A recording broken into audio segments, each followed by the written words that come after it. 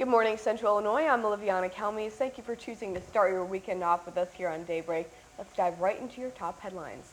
First this morning, an overnight rollover accident closing a roadway just south of Springfield. You can see there, state police say that rollover also struck a commercial vehicle closing off southbound I-55 lanes near milepost 90.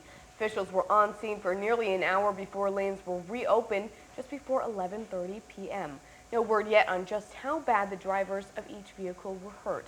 We'll continue to update you more as we get those details. And still developing this morning, a 15-year-old girl is in custody, accused in the deadly stabbing of 18-year-old Pierre Scott Jr. at Lamphere High School this past Wednesday.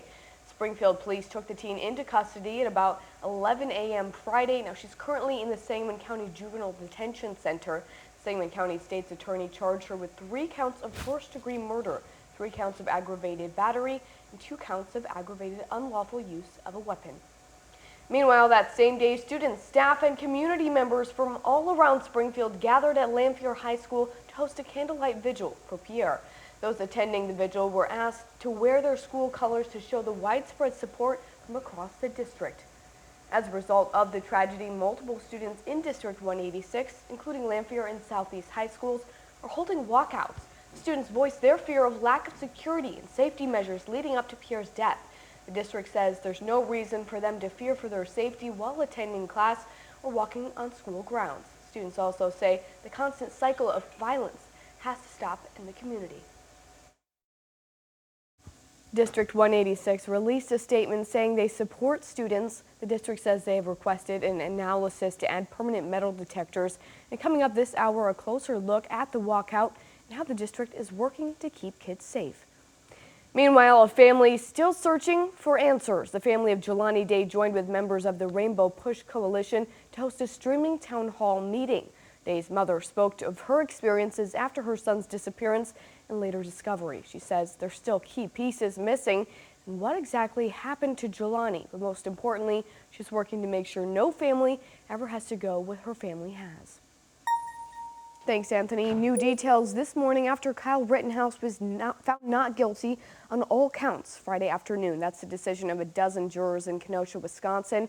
The teenager who shot and killed 2 people and injured a third is free and back home in Illinois. NBC's Jay Gray has more.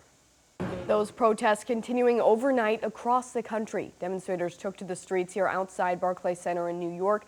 Kenosha protesters also remaining outside the courthouse overnight. In Oakland, California, as well as in other places across the nation, protests did remain peaceful late into the night. President Biden reacting to the news of the not guilty verdict yesterday, urging Americans to accept the verdicts and to remain peaceful in any demonstrations. He says Americans should have faith in the current court system. Protests could continue on throughout the rest of the weekend as the nation reacts to this high-profile case. Welcome back. Incredible video caught on camera now. A Taylorville man is being hailed as a hero tonight after rescuing a suspected drunk driver stuck on the train tracks. WAND's Alyssa Patrick has the story and the warning from Christian County Sheriff's Office about the upcoming holidays.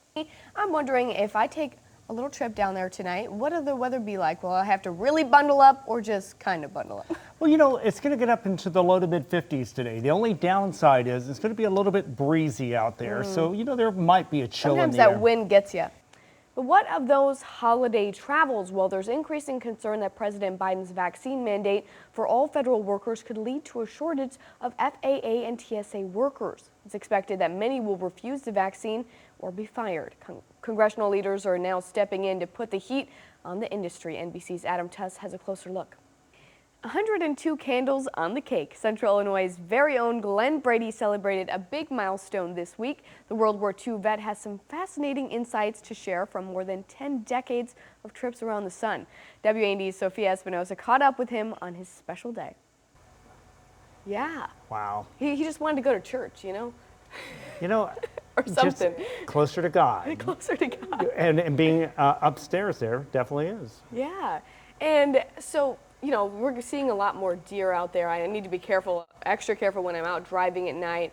I mean, that's because of the colder temperatures, right? Yeah, and plus, you know, we're into not only the mating season, we're also into the hunting season. So colder temperatures for Monday, really cold. For sure. Perfect day for Thanksgiving to be inside watching the Macy's Thanksgiving Day Parade. And eating turkey. And we'll see you back tonight at 6.